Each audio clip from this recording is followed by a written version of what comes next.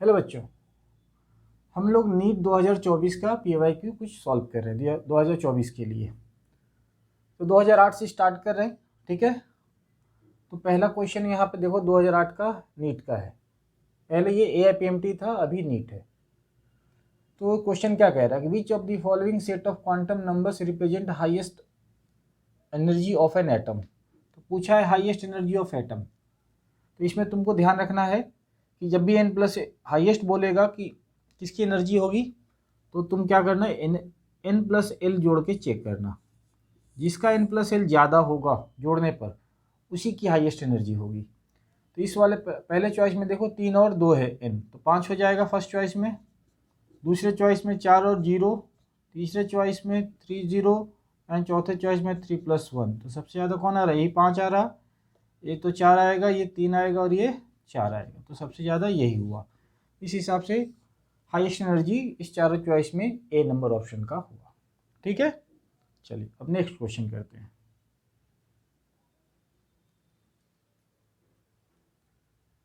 देखो next question देखो,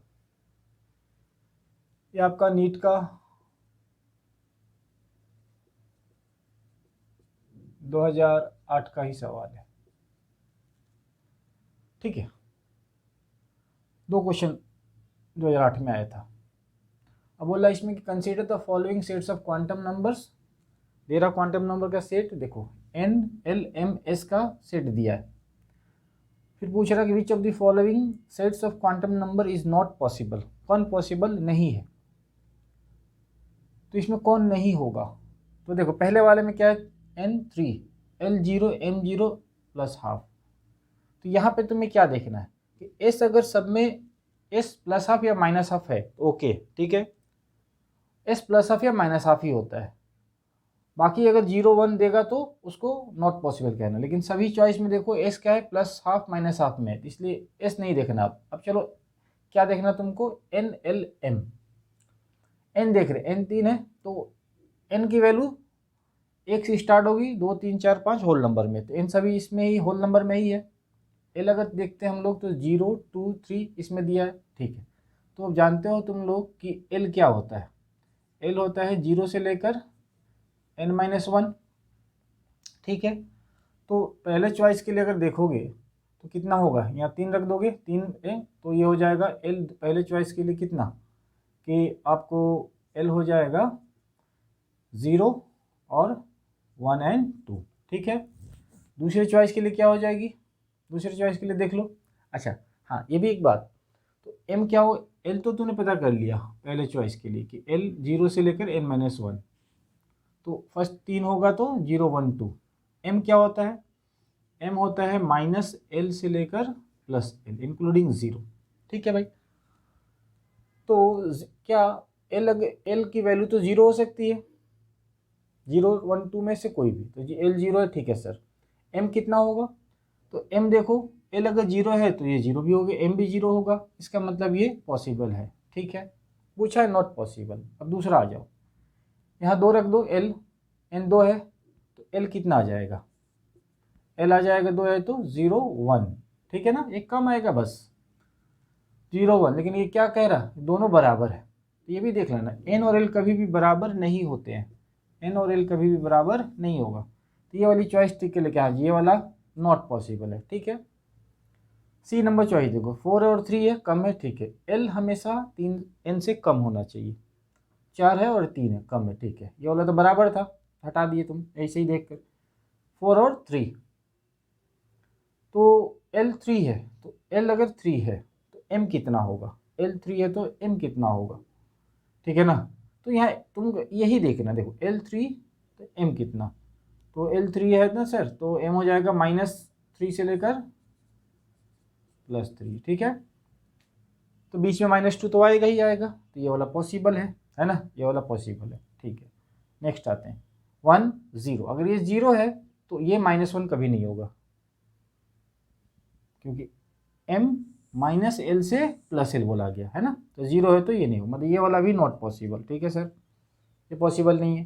3 है और कितना है, 2 है, ये 2 है और ये 3 है, देखो इससे ज़्यादा है, m की वैल्यू l से ज़्यादा है, 3 है और ये 2 है, जो कि बोला जा रहा है कि m हमेशा क्या होगा, l के वैल्यू पे डिपेंड करेगा। तो l जितना भी होगा, ठीक है ना, जैसे आपने l की ये फॉर्मूला देखा तो l जैसे यहाँ 2 होगा, l यहाँ 2 है, ठीक है, तो m आप यहाँ निकाल सकते हैं कि -2 से -2 से +2, 3 है तो -3 से +3, 0 है तो 0 से 0 ही रहेगा ये हमेशा। ये -2 से +2, तो ये 3 आ गया, जो कि होगा ही नहीं, ठीक है। तो ध्यान यही रखना है तुम्हें इस वाले में कि तुम्हारा m जो होगा वह -l से +l के बीच होगा, यही याद रहेगा इसमें। तो देख के आप आराम से कर सकते हैं। तो 2 है तो 3 कभी पॉसिबल ही नहीं होगा, क्योंकि -2 0 प्लस ऐसे करते जाओगे तो तुमको क्या मिलेगा, कभी मिलेगा इसमें 3 कभी आएगा नहीं आएगा, तो ये भी नॉट पॉसिबल। तो इसके अनुसार B D E देखो ये वाली चॉइस है जो तीनों नॉट पॉसिबल है, ठीक है। ये समझ में आ गया सबको? फिर से एक बार सुनना, फिर से रिपीट सुन लेना तुम लोग, अगर कहीं पे कन्फ्यूजन हुआ होगा तो, ठीक है। n की वैल्यू देख लेना है तुमको, होल नंबर में होना चाहिए, और l की वैल्यू n से कम होनी चाहिए, जैसे यहाँ बराबर है तो हटा देना, और m का वैल्यू l पे डिपेंड करेगा, कैसे, -l से +l देखते हुए, उस हिसाब से तुम इसको कंसीडर करना। और s सभी में या तो +½ या तो -½ होगा। अगर मान लो किसी में 0 कर दिया या -1 कर दिया तो वैसे सेट वाले क्वांटम नंबर भी पॉसिबल नहीं होंगे, ठीक है। चलो नोट कर लो, नेक्स्ट क्वेश्चन करते हैं फिर। देखो नेक्स्ट क्वेश्चन देखो, the measurement of the electron position is associated with an uncertainty in momentum which is equal to इतना। ये जो वैल्यू दिया है ये आपको क्या दिया, delta P is equal to 1 × 10⁻18 gram centimetre per second. The uncertainty in velocity of electron is, तो डेल्टा P और डेल्टा V पूछा है आपसे, ठीक है। तो क्या करना, डेल्टा P क्या होता है, mass into delta V। Delta P कितना है, -18, मास ऑफ इलेक्ट्रॉन आपको बोला 9 × 10⁻28, डेल्टा V निकाल देंगे। इसको सॉल्व कर लो तो ये तुम्हारा डेल्टा V कितना आएगा, ठीक है। तो डेल्टा V इक्वल टू, इससे ये कट जाएगा, पॉजिटिव में जाएगा, ठीक है ना। तो ये 1/9 × 10 टू द पावर कितना, -+20, ठीक है, नीचे गया ये 20। अब चॉइस देख लो, तो इतना ग्राम, ठीक है, -18, नहीं सॉरी यहाँ पे गलत क्यों ना, यहाँ कितना होगा 10 होगा, 20 10, ओके। अब इसमें चॉइस ये 9 है ना, तो ये वाली चॉइस तो होगी नहीं, 11 है, ये 5 है, ये 6 है और ये 9 है। अब एकदम क्लोजेस्ट कौन है, ये वाला है, टिक कर दो, बस हो गया, ठीक है। पूरा डिटेल सॉल्व करने की जरूरत नहीं है। देखो 10 का 10 है ना, तो 1 ये जाएगा कितना, पॉइंट करते हुए जाओगे तो एक बार जाएगा, डेसिमल लोगे है ना, तो 9 एक बार जाएगा तो 1 × 10⁻9 कर देना, ठीक है, ओके। बहुत ईजी है, यहाँ पे बस delta P m × delta V, delta P दिया है, डेल्टा V आपसे पूछा है, m भी दिया है, डायरेक्ट सॉल्व करिए आ जाएगी। बहुत अच्छी क्वेश्चन है, बहुत पहले का, लेकिन रिपीट हो सकता है ऐसा क्वेश्चन, ठीक है, याद रखना।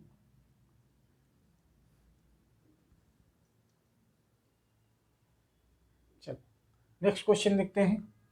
If the uncertainty in position and momentum are equal, अगर अनसर्टेनिटी पोजीशन और मोमेंटम दोनों बराबर हो तब अनसर्टेनिटी इन वेलोसिटी क्या होगा। तो हम लोग according to Heisenberg delta x × delta P greater equal h/4π, position और मोमेंटम दोनों बराबर बोल दिया है क्वेश्चन में, तो ये बराबर कर देंगे। फिर बोला वेलोसिटी बताइए, दोनों बराबर है तो वो ये कह सकते हैं आप कि डेल्टा P का स्क्वायर h/P, ये दोनों बराबर है तो डेल्टा x को डेल्टा P कर लेंगे, तो यहाँ डेल्टा P कर दीजिएगा तो दोनों मिलकर स्क्वायर हो जाएगा, ठीक है। इसको ब्रेक करो, m इंटू डेल्टा v का स्क्वायर h/4 क्या पूछा है अपने लोग को? Delta we, uncertainty in velocity. Solve करेंगे इसको, तो डेल्टा वी स्क्वायर h, ठीक है। अब ये पार्ट अगर उधर आप भेज दीजिए, ये देखिए स्क्वायर है ना, एम स्क्वायर हो जाएगा 1/m² h/4 डेल्टा वी करोगे रूट चढ़ जाएगा 1/m, 2 बाहर आ जाएगा 4 h/π, ठीक है। तो देखो डेल्टा वी क्या हो गया 1/2m √h/π, तो इस चॉइस में ए वाली ऑप्शन हो गई। ओके, नोट करिए इसको। नेक्स्ट क्वेश्चन फिर करते हैं हम लोग। नेक्स्ट सवाल है maximum number of electrons in a subshell of an atom is determined bye, कि एक सबशेल में मैक्सिमम नंबर ऑफ इलेक्ट्रॉन बोलता है, तो एक फॉर्मूला होता है नंबर ऑफ इलेक्ट्रॉन सबशेल में निकालने के लिए 2 × 12+1। ये सबशेल में नंबर ऑफ इलेक्ट्रॉन्स निकालने का फॉर्मूला 2 × 12+1। इसको L एजीमुथल क्वांटम नंबर है, इसको मल्टीप्लाई कर देना तो हो जाएगा 4l2। तो चॉइस में 2 × 12+1 तो नहीं है, लेकिन चॉइस में 4l+2 है। देखो ये वाली चॉइस ठीक हो गई। Number of electrons in a subshell formula क्या 2 × 12+1, और इसे कहोगे या 4l+2। ओके, तो बहुत इजी सवाल है, नोट करो। नेक्स्ट करते हैं फिर। चलो नेक्स्ट सवाल देखो। Which one of the following ion has electronic configuration argon 3d6। पहला चॉइस है Fe3+, कोबाल्ट 3+, निकल 3+ एंड Mn3+। तो पहले आपको क्या Fe का कन्फिगरेशन लिखो। इलेक्ट्रॉनिक कन्फिगरेशन कैसे लिखते हैं आपको पता ही होना चाहिए, ठीक है ना। उसी हिसाब से लिखो। इसका एटॉमिक नंबर 26। तो पूरा अगर लिखेंगे तो आर्गन बोला है ना, आर्गन, आर्गन के बाद क्या लिखते हैं 3d एंड 4s, ठीक है, ये फॉर्मेट है। तो 26 है तो 18 इलेक्ट्रॉन तो यहाँ हो गया, 2 यहाँ भर दिए तो 18 2 20 और 6 26, ठीक है।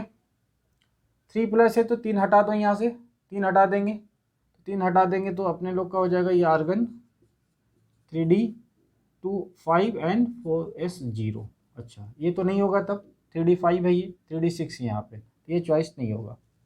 अब कोबाल्ट को देखो, कोबाल्ट कितने, एक इससे ज़्यादा है, एक इससे ज़्यादा है, तो कोबाल्ट तो एक इससे ज़्यादा है, तो कोबाल्ट का क्या होगा आर्गन 27, एटॉमिक नंबर एक ज़्यादा है 3d 7 4s2। 3 निकाल दो यहाँ से, आर्गन यहाँ भी 3 ही निकालना, 2 यहाँ से यहाँ तो 6 हो जाएगा, तो आर्गन 3d 6। ओके सर ये आ गया, यही ना पूछ रहा था, तो आंसर हो गया ये वाला।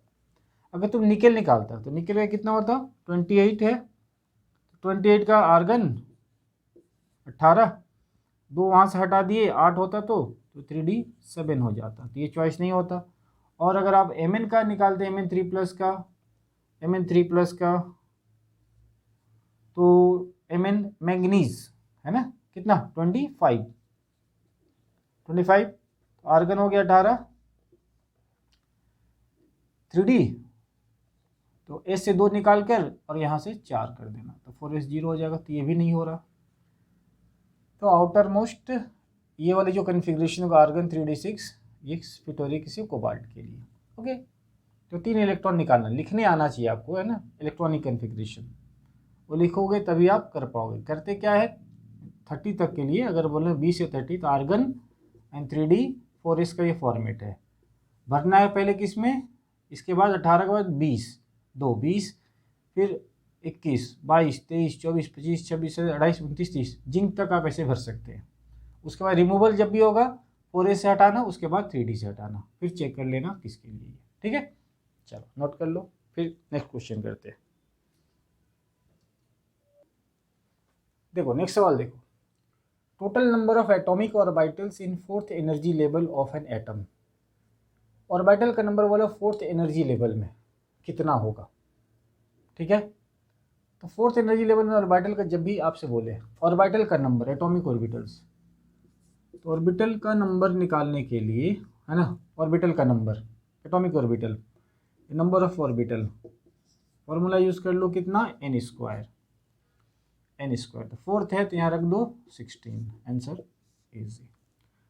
Number of orbital equal to n square, fourth है 16, 5 बोलता है 25, ठीक है, याद रखना। चलो नेक्स्ट क्वेश्चन को देखते हैं। देखो ये सवाल, if n equal to 6 the correct sequence for filling of electrons will be. अब ये इलेक्ट्रॉन भरने का कौन सा करेक्ट सीक्वेंस होगा ये पूछा है। इसके लिए हम लोग पढ़ते हैं अफबाउ प्रिंसिपल, ठीक है ना। तो n 6 है तो इसमें आपने n रख देने हैं सभी में, तो n 6 रख दोगे तो यहाँ कितना हो जाएगा 6s, यहाँ हो जाएगा n 6 और 2 4f, उसके बाद हो जाएगा ये कितना 5d और ये हो जाएगा 6p, ठीक है। सभी में वही है, इधर उधर ऑप्शन के लिए चिप दिया है। तो इसको आप क्या करना, इसके बाद तुम इसका n और l निकाल लो, n प्लस l सम, n और l। तो n इसके लिए 6 हो गया, इसके लिए 0, इसके लिए 4। अच्छा देखो l क्या होता है, l होता है अगर देखोगे s p d f के लिए 0 1 2 3, अगर g होगा तो 4 होगा, वैल्यू है ये l की, ठीक है। तो n तो ये नंबर जो देख रहे हो प्रिंसिपल क्वांटम नंबर, तो n 6 l 0, 4 f कितना ले लो 3, इसमें 5 प्लस 2 6 प्लस p 1 है ना, तो ये 6 हो गया, 7 हो गया, 7 हो गया, ये 7 हो गया। तो वो प्रिंसिपल क्या बोलता है कि आप उसमें पहले इलेक्ट्रॉन फिल करिए जिस सबशेल की एनर्जी कम है। तो सबसे इन दोनों का सम जो हो वही एनर्जी को डिसाइड करेगा। तो ये 6 यार सबसे कम इसी का है, ओके। तो सबसे पहले फिलअप किस में होगा 6s में होगा, मतलब 6s कहने का मतलब ns में, सब में पहला ही चॉइस है, ओके सर। अब इसमें सब में 7 7 आ रहा है जोड़ने पर, तो उसको उसमें हम भरेंगे जिसमें सबसे कम होगा किसका वैल्यू, n का वैल्यू। तो देखो किसको देखना है, जब बराबर हो जाए, इसका सम भी इसका सम, तीनों का सम बराबर है 7 7, तब आपको देखने हैं कि किसका इसमें n का वैल्यू कम है। तो इसके n का वैल्यू 4 है, इसमें 5, इसमें 6, सबसे कम इसमें है तो 4f में भरेंगे, 4f का मतलब n-2f में भरना है। इसका 5 इस कम आ रहा, तब हम 5d मतलब इसको लाए थे, एंड 6 सबसे लास्ट में 6p किससे आया था, np से आया था। तो चॉइस हो गया ए नंबर, ओके। तो इलेक्ट्रॉन फिल करने का सीक्वेंस अफबाउ प्रिंसिपल से है। तो सभी का n दिया था 6 पुट कर दिए, उसके n प्लस l जोड़ के देख लिए कि किसका सबसे कम आया, जिसका सबसे कम आएगा उसमें पहले इलेक्ट्रॉन फिल किया। इन तीनों का सम बराबर है तो किसको कम एनर्जी वाला माना गया, जिसमें n के वैल्यू कम है। तो इसका n 4 है, इसका n 5 है, इसका n 6, तो इसमें पहले भरा, 4f के बाद 5d में भरेंगे, उसके बाद 6p। तो ये सीक्वेंस फॉलो करते हुए अपने लोग इलेक्ट्रॉन फिलअप की, ऑप्शन हो गया ए नंबर, ठीक है। चलो ठीक है, नोट करो। अब नेक्स्ट क्वेश्चन देखिए, the energies E1 and E2 of two radiations are 25 electron volt and 50 electron volt respectively. The relation between their wavelengths that is λ1 and λ2 will be. अब ये सवाल हमारा है किससे है, प्लैंक क्वांटम थ्योरी। तो पढ़े हो तुम लोग Planck quantum theory, E equal to hc by lambda, h और c कांस्टेंट है, तो energy inversely proportional to lambda. तो हम कह लेंगे क्या कि λ1 बाई λ2 क्या होगा, E2 बाई E1, ठीक है, उल्टा है, λ1 E1 नीचे, λ2 E2 ऊपर। E2 कितना है आपको 50, ये कितना है 25, सॉल्व किए कितना हो गया 2/1, तो λ1 हो गया 2 λ2, ओके। तो चॉइस नंबर सेकंड करेक्ट, बहुत आसान सवाल है, नोट करिए। नेक्स्ट सवाल देखो, maximum number of electrons in a subshell with l equal to 3 and n equal to 4 is. l और n का वैल्यू देकर बोल रहा कि कितना इलेक्ट्रॉन एक सबशेल में होगा। ठीक है। तो क्या करना है तुमको इस सवाल को सॉल्व करने के लिए, ठीक है, बहुत सिंपल। तो n 4 है, मतलब फोर्थ ऑर्बिट की बात हो रही है, तो फोर्थ ऑर्बिट में कितने सेल होंगे, जितना तो हम जानते हैं क्या होगा 4s, ठीक है, 4p 4d एंड 4f, ठीक है। अब सब इसके लिए l कितना होगा 0, इसके लिए l कितना लेते हैं 1, इसके लिए l कितना होता है 2, और इसके लिए l की वैल्यू कितनी होती है 3। तो क्वेश्चन में बोला n 4 है और l 3 है, तो n इसका तो 4 है, सभी का 4 है, तो l 3 किसका आ रहा, यहाँ पे आ रहा 4f का, तो 4f, तो f में कितने इलेक्ट्रॉन्स होंगे, f में sp,d,f सभी को जानते हो, इसमें 2 इलेक्ट्रॉन होता है 6, और इसमें आपको 10 और इसमें 14, तो 4f में मतलब f शेल में कितने इलेक्ट्रॉन्स होंगे आपको 14। ओके, तो सीधा इतना लंबा आपको नहीं करना है, समझाने के लिए आपको क्या देखना है, l का वैल्यू देखना है, और l का वैल्यू जो होता है f के लिए कितना होता है 3 होता है, ठीक है ना।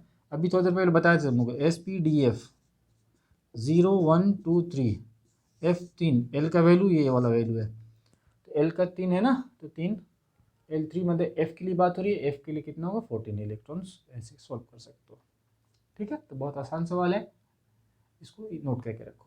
चलो नेक्स्ट क्वेश्चन देखते हैं। चलो नेक्स्ट क्वेश्चन देखो, the correct set of 4 quantum numbers for the valence electron of rubidium atom. Rubidium atom के आखिरी सेल में वैलेंस इलेक्ट्रॉन का चारों क्वांटम नंबर पता करना है, कौन सा सही है इसमें। तो रुबिडियम का एटॉमिक नंबर 37 दिए, या तो 37 का इलेक्ट्रॉनिक कन्फिग्रेशन लिख लो, या आसान तरीका है रुबिडियम को आप पता करोगे पीरियोडिक टेबल में ये कहाँ पे है, तो ये ग्रुप 1 का एलिमेंट है ना, हाइड्रोजन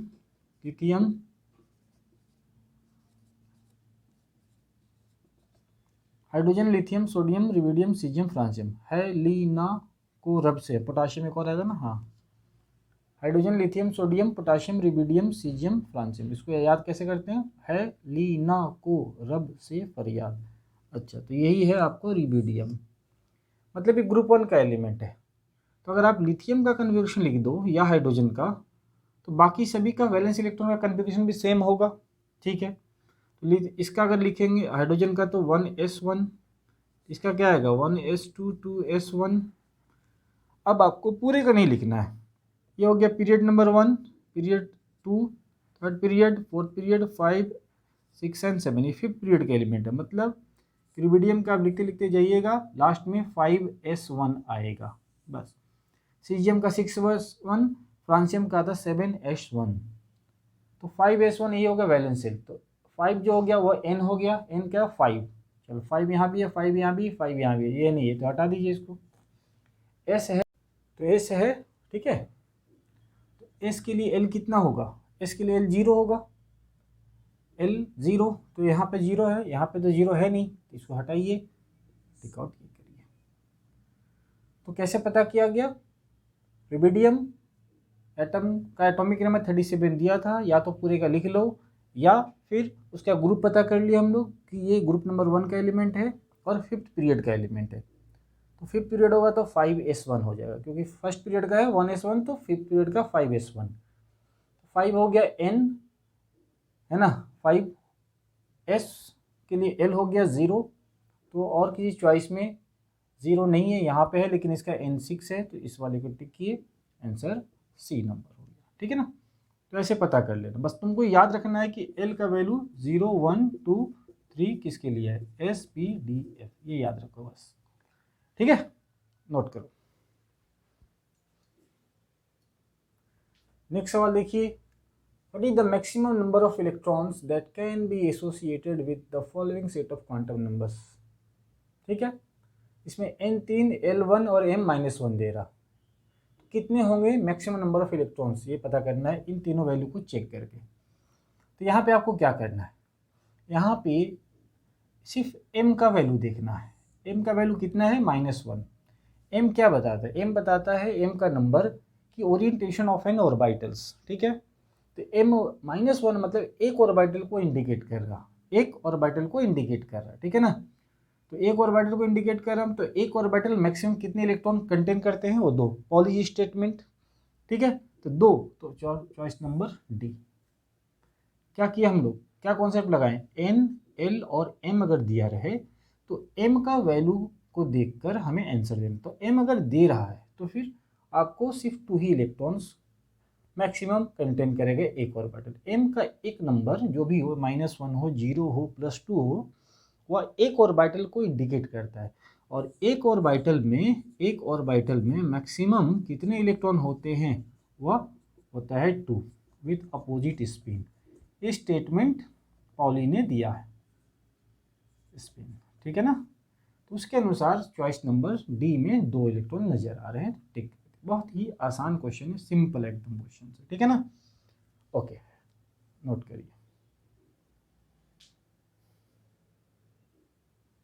नेक्स्ट क्वेश्चन देखो, the value of Planck constant is 6.63 इतना 34। अच्छा, क्या दिया है, प्लैंक कांस्टेंट की वैल्यू।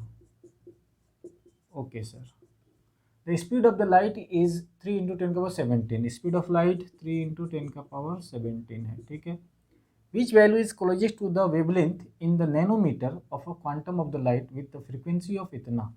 अच्छा, लेमडा पूछा है आपसे, फ्रीक्वेंसी दिया है कितना, इतना, सेकेंड इनवर्स।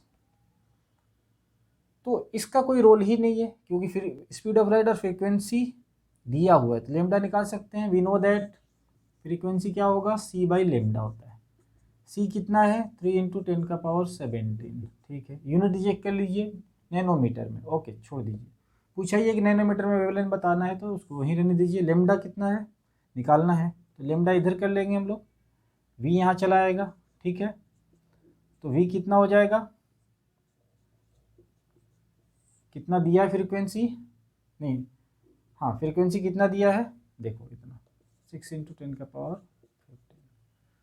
तो फ्रीक्वेंसी को तो c बाई लेमडा, लेमडा इधर किया तो c बाई फ्रीक्वेंसी, c इतना दिया है, फ्रीक्वेंसी इतना दिया है, सॉल्व कर लीजिए। सॉल्व करेंगे तो ये ऊपर गया, तो इसका एक 0 ले लो तो 30 हो जाएगा, 306 कट गया, ठीक है। 15 15 कट गया, 10⁻15 ऊपर, 10⁻15 नीचे, ये गया 50। नैनोमीटर में बोला है, नैनोमीटर तो 50, ये वाली चॉइस होगी। Very simple question. तो कॉन्सेप्ट को यूज़ करिए, दिया क्या है उसको लिख लीजिए पहले फटाफट, उसके बाद अप्रोच पे पहुंच जाएंगे।